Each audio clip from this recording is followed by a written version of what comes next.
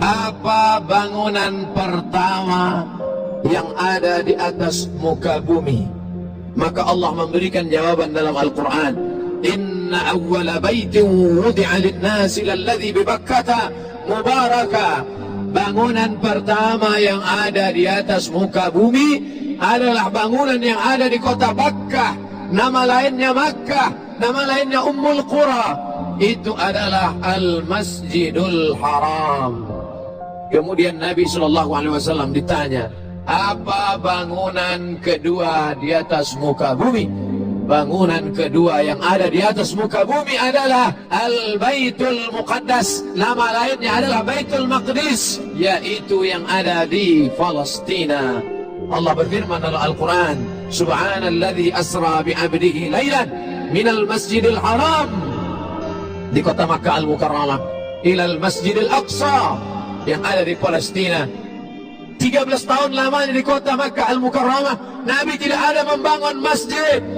Tapi ketika pindah di Yathrib, 8 hari 8 malam, perjalanan panjang, mengendarai unta, panas terik, sampailah dia bersama Sayyidina Abu Bakar ini Siddiq ke sebuah negeri bernama Quba. Nabi sampai hari Senin, Nabi menginap di Quba 4 hari 4 malam. Malam Selasa, malam Rabu, malam Kamis, malam Jumat. Selama 4 malam itu berdiri satu masjid. Itulah masjid pertama yang didirikan di luar kota Makkah Al-Mukarramah. Setelah Masjidil Aqsa di Palestina, masjid yang pertama adalah Masjid Quba.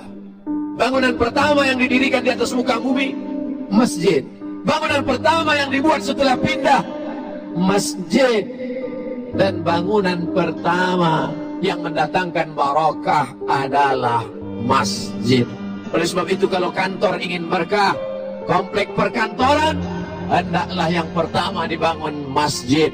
Oleh sebab itu sultan-sultan Melayu ketika mereka mulai menambatkan perahunya di sebuah pantai, yang pertama mereka dirikan adalah masjid.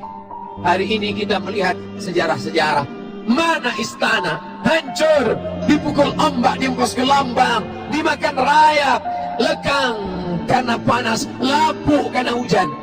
Tapi masjid masih tetap tegak berdiri. Ini pelajaran penting. Manusia akan mati, dimakan cacing tanah, tapi yang kekal abadi adalah masjid. Menunjukkan orang Islam mesti kaya raya, karena yang bisa membangun masjid hanya orang kaya. Yang kaya dengan hartanya. Man bana masjidan, siapa yang membangun masjid, manallah mithlahu baitan fil jannah, maka Allah sudah membangunkan untuknya satu tempat dalam surga. Man bana masjidan, siapa yang membangun masjid dengan hartanya, peti pilu keringatnya, manallah mithlahu baitan fil jannah, dibangunkan untuknya satu tempat dalam surga. Tapi Allah adil. Bagaimana dengan orang miskin yang tak bisa membangun masjid? Man shalla itsnatai asyrata raka'ah, siapa yang salat sunat 12 rakaat fil yaumi wal lailah, sehari semalam, siang 12 jam, malam 12 jam, yang laksanakan salat 12 rakaat, 2 rakaat sebelum subuh, 4 rakaat sebelum zuhur, 2 rakaat setelah zuhur, 2 rakaat setelah maghrib, 2 rakaat setelah isya, 12 rakaat salat rawatib qabliyah ba'diyah muakkad setelah salat fardu, sebelum salat fardu. Banallah mithlahu baitan fil jannah, Allah juga membangunkan untuknya satu tempat dalam surga. Manusia mati, meninggalkan dunia, rumah yang besar diwarisi oleh anak-anak, diambil oleh istri, mungkin dia akan menikah dengan laki-laki yang lain. Berapa banyak orang membangun rumah, tapi dia tak pernah menempati rumah itu. Berapa banyak orang membeli mobil, kendaraan mahal, tapi dia tak pernah menaikinya. Berapa banyak pencari rezeki, tapi rezekinya dinikmati orang lain. Perlu dipikirkan sejenak. At-tafakkur sa'ah, berpikir sesaat, khairan min qiyami lailah, lebih baik daripada beribadah sepanjang malam. Orang beriman berpikir sesaat. Yang hari ini beribadah, banyak ibadahnya, khusyuk dia, tapi setelah mati akan putus. Idza matal insan, dalam Sahih Muslim, idza matal insan, kalau manusia mati, inqata'a, putus amalnya. Tapi ada yang tetap mengalir, shadaqatun jariyah, tanah yang pernah dia wakafkan untuk masjid. Yang tak sanggup memberikan tanah, semen, yang tak sanggup memberikan semen, batu bata, pasir, kerikil, sekecil apapun kontribusi kita akan ditunjukkan Allah, faman ya'mal mithqala dzarratin khairan yarah, sebesar biji sawi pun akan ditunjukkan di hadapan Allah Subhanahu wa taala. Yang bisa dengan hartanya, pakai hartamu. Tapi ada orang yang tak punya harta, tapi dia juga punya kontribusi terhadap masjid. Siapa itu? Orang yang dititipkan Allah jabatan, amanah, kekuasaan, pakailah untuk menegakkan agama Allah. Agama Allah tidak perlu dibela, Allah tidak perlu ditolong. Huwal Aziz, Allah Maha Perkasa. Huwal Jabbar, Allah Maha Kuasa. Kita mendirikan masjid bukan untuk menolong Allah. Andai kita punya jabatan, tak pernah sekalipun dipakai untuk menolong Allah. Allah tidak perlu kita. Allah Maha Perkasa, Allah Maha Kuasa. Kita menolong agama Allah hakikatnya untuk menolong diri kita.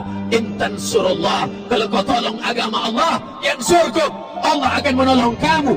Pada saat kaki tidak dapat tegak berdiri, tak ada yang bisa menolong. Yauma yafirrul mar'u min akhihi, orang akan lari dari saudara kandungnya, wa ummihi wa abihi, lari dari ibunya, lari dari ayahnya, wa sahibatihi wa banihi, lari dari istrinya, lari dari suaminya. Anak-anak tak bisa menolong. Likulli imri'in minhum yawma idzin sya'nun yughnih, maka pada saat itu yang bisa menolong hanya amal, amal, amal. Salah satu amal yang kekal abadi adalah membangun masjid. Hari ini ibu-ibu yang datang salat Jumat, sampaikan kepada anak-anakmu pulang dari salat Jumat ini, katakan, "Nak, kau mesti kaya. Anakku, kau mesti punya banyak uang dengan cara yang halal. Aku mati, kau akan membangun masjid, nak." Maka amalnya akan mengalir walaupun kita sudah mati meninggalkan dunia. Hari ini bapak-bapak yang salat pada salat Jumat perdana di Masjid Kebanggaan, orang Batam, orang Kepulauan Riau, orang Sumatera, orang Indonesia megah tegak berdiri. Sebagai orang Batam, sebagai orang Kepulauan, sebagai orang Sumatera, sebagai orang Republik Indonesia, kita bangga dapat tegak berdiri di atas muka bumi Allah. Masjid tempat menyembah, mengagungkan, memuliakan Allah. Tapi jangan bangga sesaat kalau sampai satu waktu saja kosong masjid, tidak ada salat berjamaah. Zuhur, asar, masa genting, siang, maghrib banyak orang datang, subuh tak ada yang datang. Istahwadat alaihimus syayatin, satu kampung, satu negeri sudah dikuasai oleh syaitan. Oleh sebab itu, maka ini solat kita laksanakan menurut tuntunan Quran dan Sunnah Rasulullah sallallahu alaihi wasallam.